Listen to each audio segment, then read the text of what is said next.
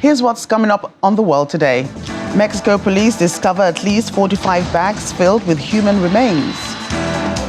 Australia Prime Minister Anthony Albanese visits Singapore to strengthen bilateral ties.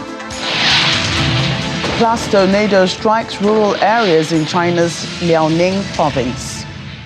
Hello and welcome to the program. I'm Joke Rogers here in Lagos. The US government is sanctioning 4 Sudanese companies and several individuals for fueling the war.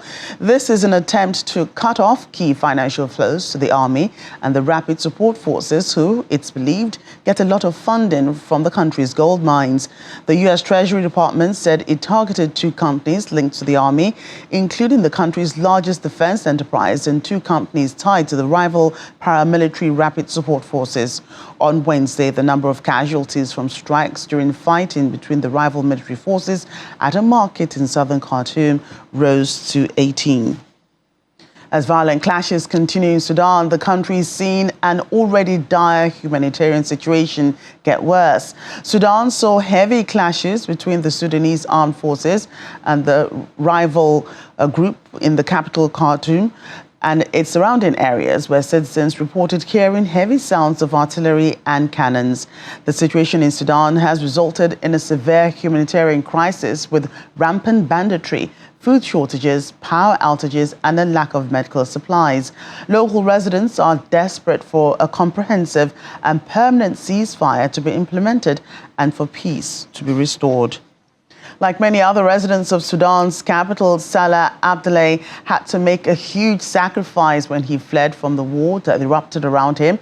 The 65-year-old painter and retired art professor made it to Egypt with his wife and 2 daughters, leaving behind 3 sons who lacked the travel documents needed to enter the country. Before leaving, he took some of his artwork off their frames, rolling them up and carrying them to Cairo. Bigger pieces were left behind. The Sudanese art scene, which had gained momentum from the popular uprising against Omar al-Bashir, now finds itself scattered by war 4 years later. Meanwhile, Reem Al-Jili, a Sudanese painter who had her studio in Khartoum, had to leave all her works behind, except for a small sketch she always carries in her bag. A lot of artists depend mainly on art as a source of income or a main source of income. If it's not their paintings directly, it's products associated to the creation of art, like framing and logistical work or research or something, or critique work as a source of income. And unfortunately, due to what's going on in the country today, none of these artists have an income. And this is inclusive of teachers and professors of the Faculty of Arts. We've always been repressed. Especially during al-Bashir time, the 30 years from 1990s until 2019 have been an extreme repressive time. Al-Bashir deleted archives, he burned paintings, he confiscated a lot of artistic and literature productions. So so the artists were forced to be in these bubbles, and sort of like they had their own silent cries. The art scene was really going somewhere. There was so much interest, so many things happening, many exhibitions. Last February, there were 3 openings of exhibitions happening on the same evening, and that has never happened in the history of art scene in Sudan. This war, it's sad to see it even attempting to stop this momentum. It really saddens me to know that this momentum that we have gained and worked so hard on will be stopped somehow. So we hope it doesn't. And our initiative is one of the initiatives to do that. We try to tell people like, hey, we can still go on. We don't necessarily have to let this war win over us as creative people.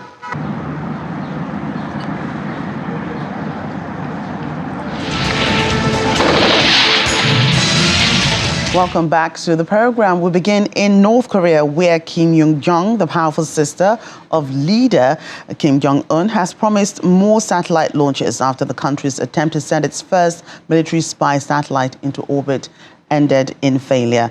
She said it was North Korea's sovereign right to acquire space-based reconnaissance capabilities. Her comments come after a North Korean long-range rocket lost thrust after a staged separation and crashed into the sea to the west of the Korean peninsula. After an unusually rapid admission of failure, North Korea said it will conduct a second launch after analyzing what went wrong. Meanwhile, an analyst believes North Korea's latest space launcher appears to be a new design and most likely uses engines developed for the nuclear-armed country's intercontinental ballistic missiles. The spy satellite launch was swiftly condemned by United Nations and South Korea, which retrieved some of the debris from the water, as well as Tokyo and Washington, which noted the launch involved the use of banned ballistic missile technology. This launch vehicle that we saw is of a completely different design origin than the older Unha series of space launch vehicles. It appears to make use of an engine that appeared in an earlier North Korean intercontinental range ballistic missile. In this case, we do have a fairly large payload fairing compared to the earlier North Korean space launch vehicles. My estimate is that this is likely carrying a satellite payload on the order of around 200 to 300 kilograms in mass. So it is possible that we may see a larger space launch vehicle. Last year, Kim Jong-un indicated that he would eventually like to see space launchers that can launch multiple satellites at the same time. That is a technically ambitious objective for North Korea. We believe increasingly that North Korea has largely managed to become self-sufficient with manufacturing airframes, manufacturing largely many of the structural components of its engines, but there are still likely some components that North Korea is importing from overseas. Yeah, so based on their statements, particularly Kim Yo-jong's statement, it does seem like they are planning on turning around a second space launch in a few days, probably before the June 11th window. Would I recommend that if I were North Korea's space developers? I don't think so. I think they would need potentially more time to iterate and diagnose what went wrong here. Let's get more on this. VOA managing editor and former Seoul correspondent Steve Miller joins me now for more. Hello, Steve. Hello. So North Korea's attempt to launch a spy satellite failed 2 days ago, yet it has promised more satellite launches. What do you make of all these nuclear provocations by North Korea? Right. So this is actually the sixth attempt to put a satellite or other vehicle into space since 2016. And out of those 5 previous attempts, 2 have been, somewhat successful. Sometimes the equipment appeared to fail right after getting into orbit or space, or that did get in there, may have had limited capability.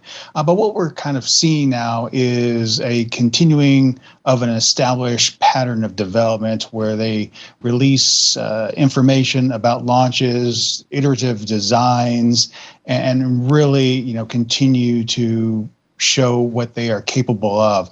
Analysts I've spoken to in the past said that sometimes these provocations and launches are for domestic audiences, other times for international audiences, and sometimes really to get the international attention, perhaps as a way to leverage some call for discussions on possible sanctions reductions if they promise to hold off on these activities moving forward. And South Korea retrieved some of the debris of the satellite after the launch failure. What extent of threats or damage does this nuclear action pose to neighboring countries? Right. So we do see this iterative and more advanced design of North Korean weapons capabilities over the past few years. North Korea, as your analyst Anka Panda said, did notify the International Maritime Organization of a pretty wide window for launches, beginning late May, going up till June 11th, which is why we anticipate, based on North Korean statements, that we may see another launch in the next few days. If some other catastrophic failures occur, there is some concern about debris falling in populated areas or where there are structures. Japanese officials have said that the expected flight paths of these missiles and rockets could fly over their southeastern or southwestern islands. And that's really where the concern is. As you mentioned, South Korea and other entities have recovered parts of the failed attempt and are analyzing to see what improvements they've made over past designs, and that's kind of where things land. And so, the previous launch that failed is being investigated by North Korea. That's why it's attempting to launch another one. How much of a success do you think this will be? I'm really not equipped to comment on that. As Anka Panda said in your lead up to my question, he feels that, doing it so quickly after the previous attempt may not give them time to analyze what went wrong. As South Korea, the United States, and other entities are reviewing the debris that they collected, they're trying to figure out, what is new about this design, what are its capabilities, and, what North Korea could be doing next. And while the North is doing whatever it can to defend its sovereign right, isn't this going to raise tensions and risk destabilizing security in the region and beyond? Well, one thing to keep in mind is that North Korea is not under attack, so caution should be used in using the word defend, because it's not facing territorial integrity issues or under attack by any foreign country. There are two UN Security Council resolutions that specifically regulate and call into question what North Korea is doing right now.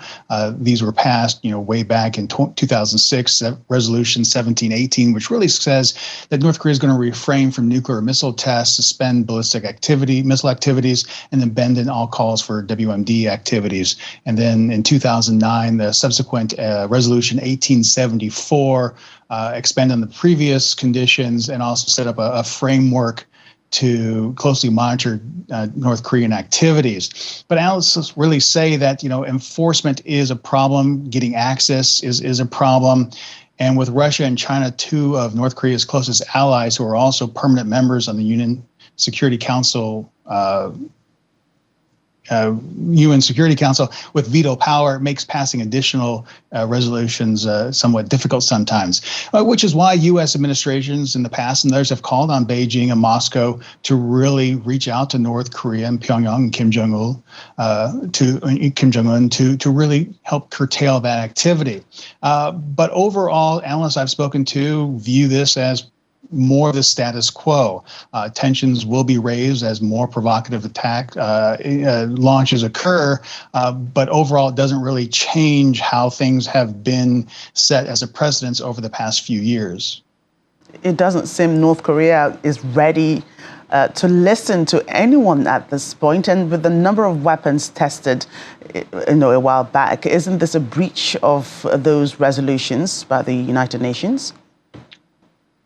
Right, and UN Security Secretary General Antonio Guterres did say really quickly after this launch that this was a violation of UNSC resolutions. As I mentioned, specifically two really point to this, and that's 1718 and 1874, which really prohibit all WMD activities, ballistic missile activities, and further nuclear or missile tests.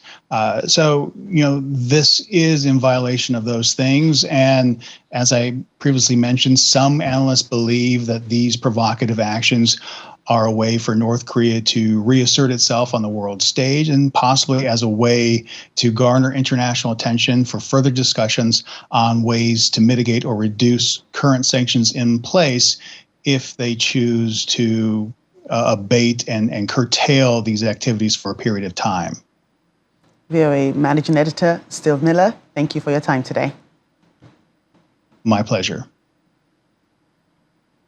Let's move on. At least 45 bags with human remains have been found in a ravine in the western Mexican state of Jalisco during a search for 7 young people reported missing last week. Authorities made the dreadful discovery during a search for 2 women and 5 men, all aged about 30, who had been reported missing in the area since the 20th of May. The missing persons reports for each of the 7 had been made separately on different days, but investigators found that they all worked at the same call center, which was in the same area as where the human remains were discovered. Forensic experts have yet to determine the number of victims contained in the bags or their identities. Initial inquiries suggest the call center could have been involved in illegal activities, and local media reported that the authorities had found marijuana, a cloth, and a cleaning rag with apparent bloodstains, as well as documents on possible commercial activities. And the United Nations Office of Drugs and Crime, UNODC, has said that synthetic drug trafficking patterns in East and Southeast Asia have started returning following the lifting of pandemic border restrictions, adding that the new smuggling routes for meth have also emerged. According to the agency's annual report, high volumes of meth continue to be produced in Shan State, Myanmar, and trafficked from there through Thailand and Laos, as well as new routes through central Myanmar. Overall, authorities in Asia have seized nearly 151 tons of meth in 2022, a decline from 171.5 tons in 2021, partly due to the new routes. That we consider that this is the first report since borders reopened in the post-pandemic period. So in 2022, until about this point last year, still a lot of borders had restrictions. Those restrictions meant there were restrictions on criminal movements, but those restrictions dropped over the second half of last year, and that is when we started seeing a reconnection of criminal groups that traditionally had met within the sub-region to facilitate deals and trafficking of narcotic drugs. They started reconnecting, trafficking patterns started kind of, in a sense, reestablishing themselves to the pre-pandemic stage. The significance of the chemical trade should not be underestimated. It fundamentally underpins the synthetic drug business. You cannot produce the synthetic drugs that are flowing across this region without access to chemicals. Those chemicals are moving in volumes at much higher volumes, than the drugs themselves, because you need multiple times the volume of chemicals to produce the drugs. So, in 2022, the meth seizure totaled 151 tons, which is about 20 tons less than 2021. But one particular trend continued, which is the predominant majority of methamphetamine was seized in Southeast Asia, accounting for 91.4% of total meth seizures in East and Southeast Asia. But if you look at very closely, about 75%, I would say, was seized in Cambodia, Laos, Thailand, Myanmar, and Vietnam. But these 5 countries, basically, it shows that the consolidation of the meth production in the Mekong region. The meth supply level remained high in 2022, and decreases in seizures of meth in 2022. It seems very, very clear to us that the shift in the trafficking now have resulted in this organized crime groups successfully putting this meth into the market that led to the record low price of the crystal meth.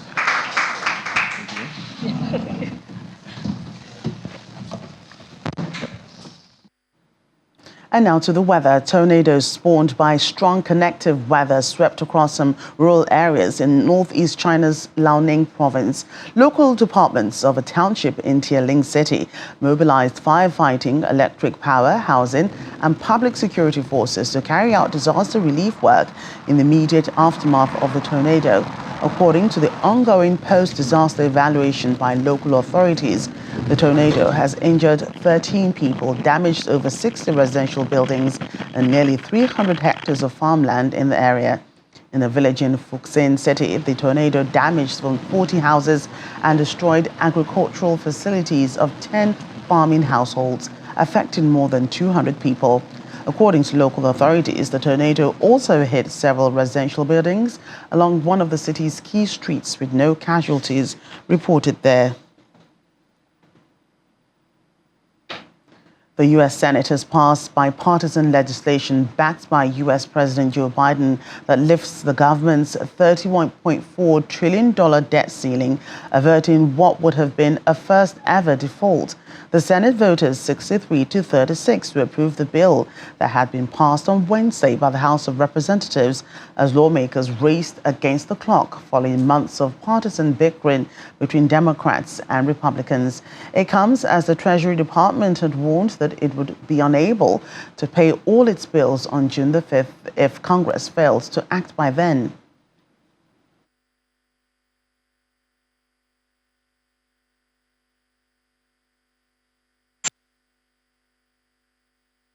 Democrats are feeling very good tonight. We've saved the country from the scourge of default, even though there were some on the other side who wanted default, wanted to lead us to default. We may be a little tired, but we did it. So we're very, very happy. Default was the giant sword hanging over America's head. But because of the good work of President Biden, as well as Democrats in the House and Democrats in the Senate, we are not defaulting. Tonight's vote is a good outcome because Democrats did a very good job taking the worst parts of the Republican plan off the table, and that's why Dems voted overwhelmingly for this bill, while Republicans, certainly in the Senate, did not. Meanwhile, White House Communications Director Ben LaBolt says U.S. President Joe Biden is fine after tripping over at an event in Colorado. He stumbled on a sandbag while handing out diplomas at a graduation ceremony for the U.S. Air Force Academy. Mr. Biden, who is the nation's oldest serving president at 80, was helped back onto his feet and appeared to be unhurt after the fall. The president joked to reporters as he arrived back at the White House saying, "I got sandbagged." He had been standing for about an hour and a half to shake hands with each of the 921 graduating cadets. White House Press Secretary Karine Jean-Pierre said Mr. Biden had boarded the plane flashing a big smile, although one reporter noted that he did not take questions before the flight. A teenager from Florida has won the 2023 Scripps National Spelling Bee in the United States. Dev Shah, a 14-year-old student from Largo, Florida, spelled correctly the word Samophil, meaning an organism that thrives in sandy soils, to win the 95th National Bee and the $50,000 prize. He edged out fellow 8th grader Charlotte Walsh, also 14, from Arlington, Virginia, who finished in second place after she misspelled a Scottish-rooted word, Davely, in the 14th round. Dev collected his trophy on stage, joined by his family. His mother said she was very proud of him. According to the organizers, 11 students made the finals after 11 million people entered spelling competitions. The U.S. National Spelling Bee began in 1925. Dev Shah, if you spell this next word correctly, we will declare you the 2023 National Spelling Bee champion.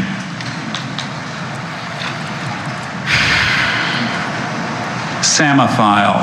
Samo meaning sand Greek. Wait. Oh. Wait a second. Samo meaning sand Greek. Yes. Phile meaning lover Greek.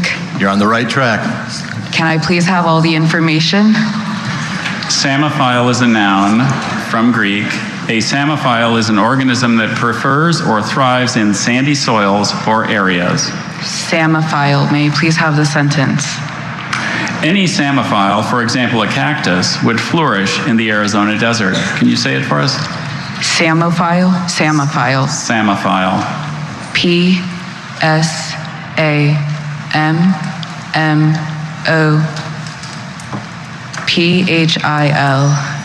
Samophile? That is correct.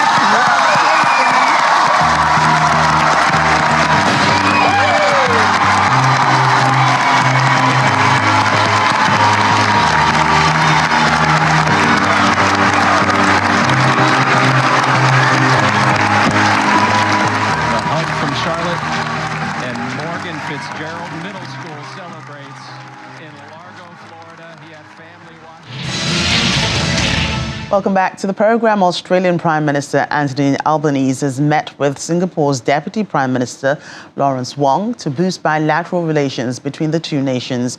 Mr. Albanese reaffirmed Australia's commitment to regional security in a meeting with Mr. Wong, which took place ahead of the Shangri-La Dialogue Asian Security Forum, which officially kicks off later today.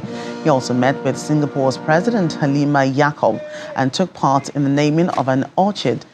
Traditionally, Singapore has honored visiting heads of state by naming the flowers to them.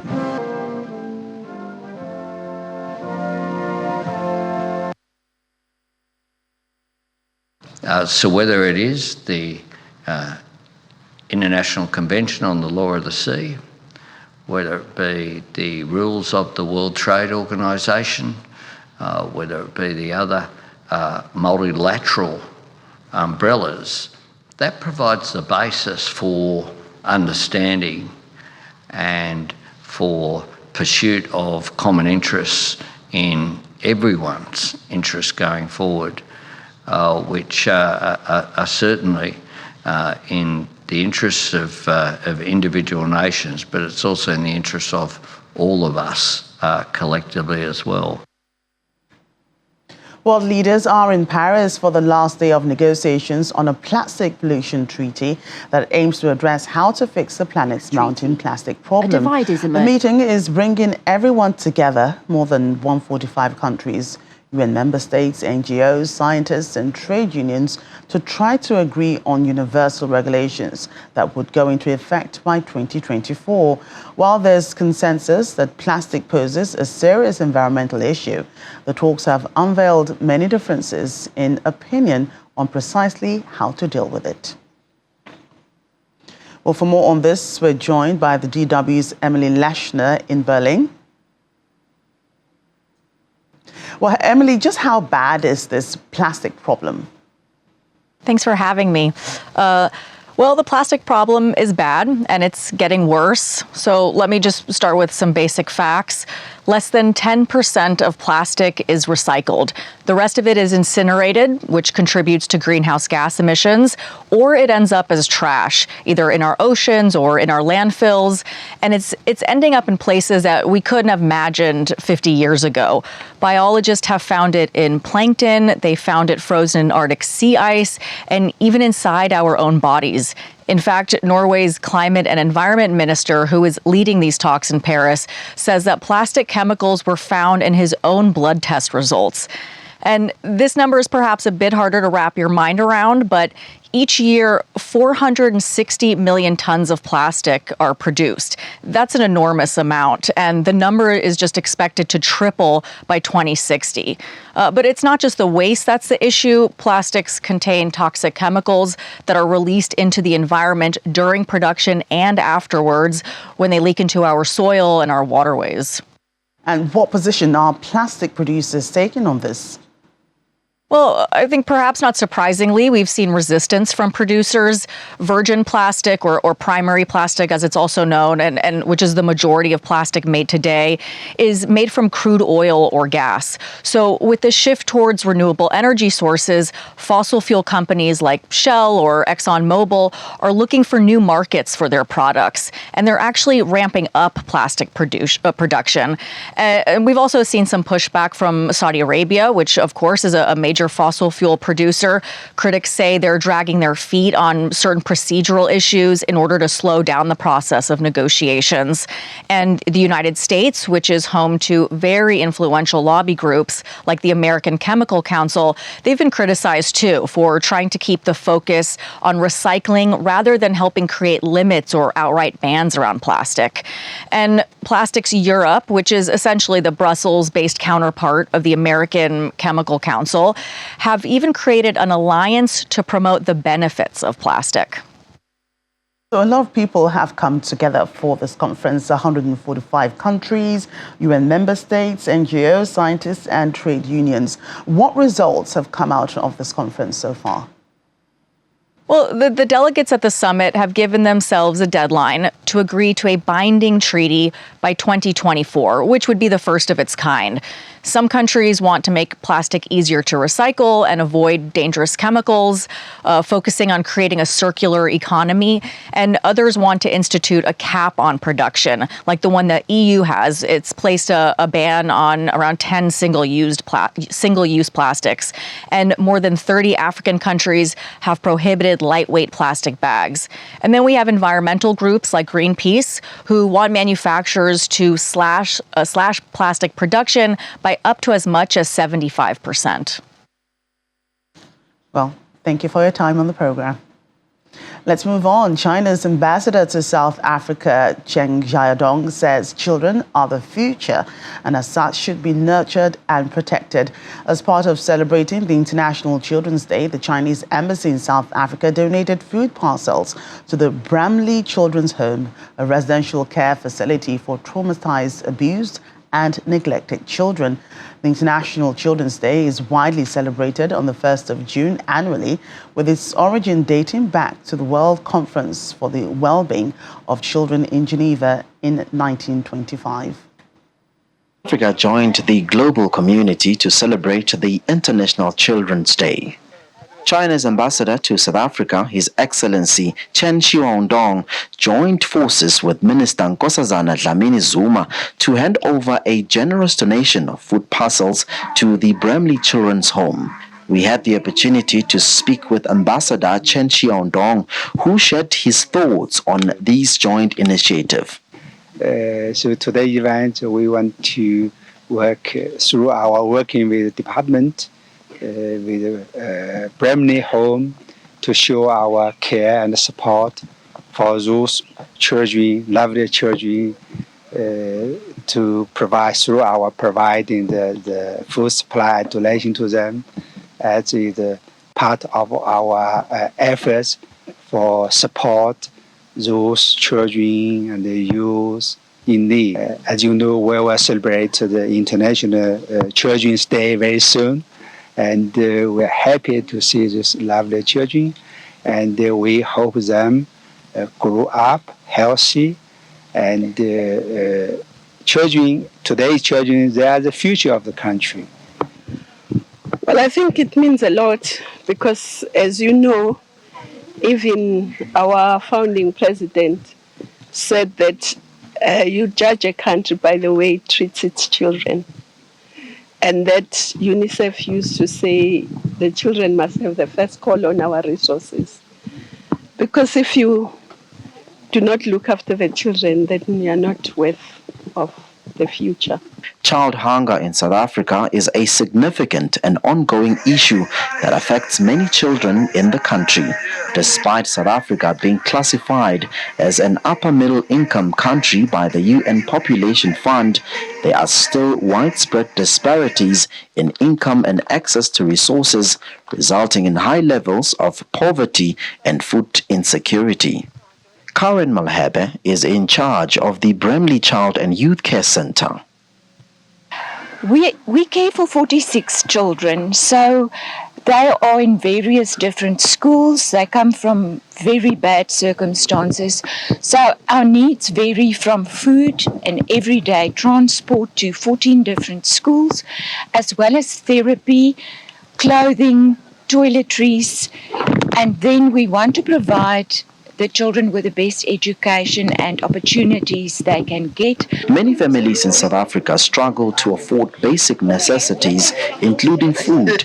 According to the South African Child Gauge 2022, approximately 59% of children in the country were living below the upper bound poverty line in 2019. Government says efforts are being made to address child hunger in South Africa. However, the scale of the problem requires sustained and coordinated efforts from multiple stakeholders to alleviate child hunger and improve food security in the country.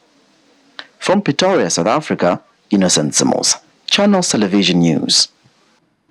And finally, on the program, Jordan's King Abdullah's eldest son, Crown Prince Hussein, married Rajwa Al Saif, the youngest daughter of Saudi businessman Khalid Al Saif. An Islamic marriage ceremony was held at Zaran Palace. Around 140 guests attended the ceremony. The wedding was then followed by a banquet reception. The 28-year-old Prince Hussein was named heir by his father, King Abdullah, in 2009. The 29-year-old bride is a Saudi architect who hails from a prominent family with links to her country's ruling dynasty.